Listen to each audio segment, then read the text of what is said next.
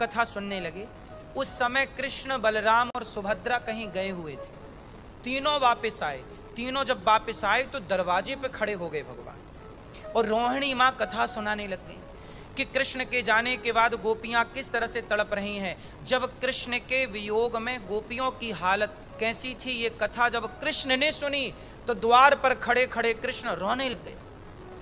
और भगवान इतना रोए, इतना रोए, इतना प्रेम, विरह की अग्नि जिसे कहते हैं विरहाग्नि, ज्वालामुखी फटती है नमरी माँ तो पत्थर भी पिघलता है, क्योंकि वो ताप इतना ज्यादा होता है अग्नि का कि पत्थर भी क्या बन जाता है, पानी, लिक्विड बन के बह जाता, मिट्टी पिघल जाती है।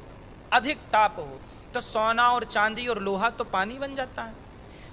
उसी तरह जैसे अधिक ताप में पत्थर पिघल जाते हैं, जब रोहिणी मैया कथा सुनाई तो उस विरह की आग इतनी प्रबल थी कि कृष्ण की आंखों से आंसू नहीं निकले, बल्कि आंखें ही पानी की तरह बह गईं, हाथ की उंगलियां बह गईं।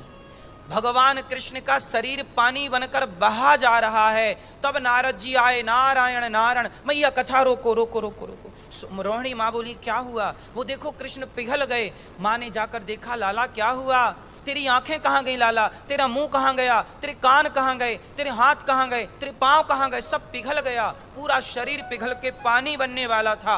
कथा रोकी, थोड़ा सा शरीर रह गया। माँ बोली प्रभु ये क्या हुआ, कौन सा वैद्य बुलाऊं? तब भगवान श्री कृष्ण बोले, माँ मुझे किसी वैद्य की जरूरत नहीं है। मेरा शरीर जो पिघल गया, ये गोपियों ने मेरे लिए इतना आंसू बहाई, इतने आंसू बहाई कि मैं उनके आंसुओं का ऋणी हो गया, और मैं सदा उनकी याद में यूं ही अब खड़ा रहकर उनका इंतजार करता रहूंगा। भगवान का वो पिघला हुआ शरीर आज जगन्नाथ भगवान कहलाता है। भगवान श्री कृष्ण का वही पिघला हुआ शरीर क्या कहलाता है? आप लोगों ने जगन्नाथ जी का दर्शन किया? कैसे हैं जगन्नाथ जी? उनके आधे आधे हाथ नहीं है, ऐसे ऐसे देखा। कैसे हैं जगन्नाथ जी? ऐसे हैं ना, उनके आधे हाथ नहीं। कहाँ गए? पिघल गए। पांव नहीं है, आंखें नहीं, आंख इतनी बड़ी गोल वो बनाते हैं, वो आंखें पिघल गई।